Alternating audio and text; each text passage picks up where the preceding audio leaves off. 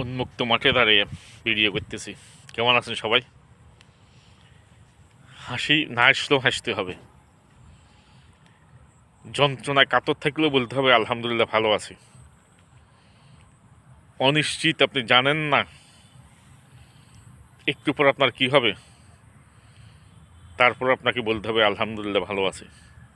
আমরা অনেক কঠিন জীবনযাপনে অভ্যস্ত, আলহামদুলিল্লাহ, তারপরেও বলি আলহামদুলিল্লাহ।